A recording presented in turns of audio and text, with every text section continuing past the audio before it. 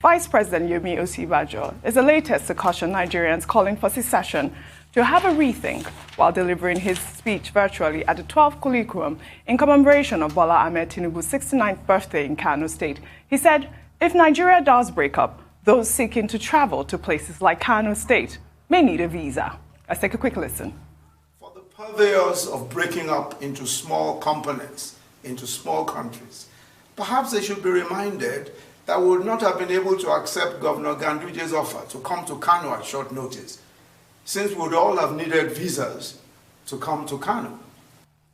Well, he made a lot of valid points, but a lot of people just took that one piece of information about whether or not we need a visa to travel to Kano State and blew it out of proportion. I'll take a tweet from Assumpto Okonkwo, who wrote, Osibajo said visa will be needed to Kano if Nigeria breaks. Well, that's for me to decide if I want to travel to Kano or not. Any day I decide I want to travel to Syria or Afghanistan, that's my choice. Besides, under ECOWAS, we won't need a visa. So, no big deal. Tundu, this is the rhetoric we're seeing on social media. But, Nigeria should never break up. I've always maintained that. I completely agree with you, but I just cannot believe that anybody is taking the Vice President's comments seriously. That was clearly tongue-in-cheek. That was a moment of humor in his speech. Of course he was joking. He's a professor of law. He knows about the ECOWAS protocol. Yeah. It's like 40 years old. It wasn't just yesterday. He has gotten the memo. And if at all we ever need a visa to Kano, it will be visa on arrival. Since we're all brothers and sisters in some way, of course he was joking. And what to do about nothing. I know. Dr. Basi. Well, I think that, what the Vice President was talking about was consistent with the theme of that colloquium in honor of Asiwaju Bola Ahmed Tinubu. And you see that one speaker after another, the President, the Vice President, Asiwaju Bola Ahmed Tinubu himself and others talked about the need to keep Nigeria united. And that's the kind of statement that leaders should make. It's just typical statesmanship to say, look, it's better to keep Nigeria together. I do not imagine that any political leader that is in office will go to an event and go there and say Nigeria should break up under his or her watch. And as Vice President of Nigeria, he was stressing the point that, look, we are all better together than to separate. Now, the Bola Ahmed Tinubu colloquium had been held in other parts of the country, specifically Lagos and Abuja. And now, for the first time, it's been taken to Kano. And the Vice President was saying more or less that, look, Governor Ganduje could, extend the invitation that people should come to Kano to honor the national leader of the APC, simply because we're together. If we're no longer together, Kano will probably be in another country. You will need to go through border protocols. You will at least, even if it is under the ECOWAS protocol, which it will be, you will at least present a passport, to be allowed across the border. So it's just a way of responding to a secession. All these talks about secession. And I was talking about a new tribe, well, I don't like that word tribe, it's colonial, but a new community of, Nigerians who operate more as professionals, as people who are committed to achievement and excellence. And he talked about justice, he talked about integration. But the point I made earlier is that, look, it's not enough for political leaders to just say, oh, Nigeria is indivisible, is indissoluble, the sovereignty of Nigeria is sacrosanct. They must, in their conduct, in what they do, in their contributions, ensure that that enabling environment is provided for the average Nigerian to be proud. In the same manner, you see an American and he will tell you, I'm an American. Now, we have reached a point now when many Nigerians are not proud to say that they are Nigerians. That's the rhetoric. You see some of them, they say, no, I live in Canada. I'm a Canadian, Nigerian. Oh, they will mention Canada first. Oh, dear. Or they will say, no, I'm a British Nigerian. But many other people in other parts of the world, when you meet them, they will tell you, I'm a Malaysian, I'm Indian, I'm this, because they are proud of their own identity. The conversation is a lot of people are saying that. A nation does not exist just because leaders make rhetorical statements. A nation exists, the people have a sense of identification and identity and belonging and ownership because they have had leaders who have been able to, emphasize those things that bind the people together rather than those things that divide them. I'm going to take you on that, Dr. Abati. Let Nigeria is indissoluble if you are giving jollof rice to terrorists and bandits. On that note, I'll tell you what President Muhammadu Buhari said. Okay. In the meantime, President Buhari has also reacted to those calling for secession. He says Nigeria are stronger together than apart and has appealed to everyone to play their part in building a greater Nigeria. Let's take a listen.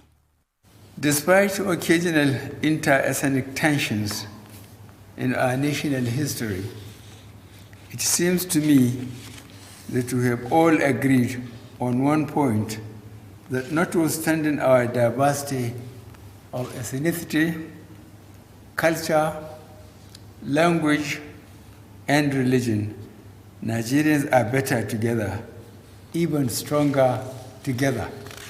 Rufai, Nigerians are better together, stronger together. Our leader has spoken. Together, but we need to have more conversations, like I keep insisting. And those conversations are germane to the furtherance of our country and how our country will work for all. Those are the conversations we should have. Dr. Abati was talking about why Americans are so proud of America. Because they know America will always be there for them. Just like what happened. COVID came, economic downturn. The first thing Joe Biden did do when he got into power was to ensure that the stimulus package of 1.9 trillion was passed. Trump too did the same. Despite the fact that Trump had his own shenanigan, the welfare of the American people came first to him. It is the way Americans have resolved to live. And it didn't start now. Look at when they had the recession back in the days. See what Roosevelt did with a New Deal. Brought about a massive spending to increase the economic viability of Americans and help the people in that country. Why they are proud of their country is because they know their country will stand for them. I remember I was in America the other day. A neighbor close to me put up an American flag in front of his house. Came out and said, God bless America. He sees American soldiers. He salutes them because he knows his country will stand for him. So it's not just word of mouth to say people should be patriotic. Nigeria should start standing for its people. Once Nigeria stands for its people and the leadership does what is right to help Nigeria stand for its people, be there for its people, then they start to respect and honor and love their country. Look at what happened. We've had bandits take over our children 2 weeks. From the forestry school in Kaduna. We've not brought them out. The governor says not negotiating. See what happened. An American on the border at Niger just had some goats and he had some orange trees and he stayed in a hut. He was attacked by this same bandit. The American brought the full might of the American Marine and they went in there and they quashed the bandits. And guess what? During the campaign, Donald Trump said, we brought our man back home. Right. And guess what Americans did? They roar. Nigerians want to honor their country. But the government should do its part. And when they do their part, we will celebrate them. We'll get excited. We'll get excited. And that's the kind of country we want. We want a country where the people know that the government fight for them. We keep talking about our country, and this is the problem for me. We run our country down. It gets on my nerves, quite frankly. There are issues everywhere in the world. And the point of Nigeria is that we are a work in progress, and we will get there. It's just that the leadership does need to lead. Now, my point about the vice president and that moment of levity in his speech is separate from what President Buhari said. He keeps repeating how we're stronger together, better together. I do agree. But there's some things that must be addressed. There's a sense of inequality, which also exists in America. If not, we will not be having the trial of Derek Chauvin, who knelt on somebody's neck for 9 minutes. Horrendous. So there's some people who are more American than others. Same as here in Nigeria, the perception exists that there's some people who are more Nigerian than others. I'm paraphrasing George Orwell. I'm sure you know that.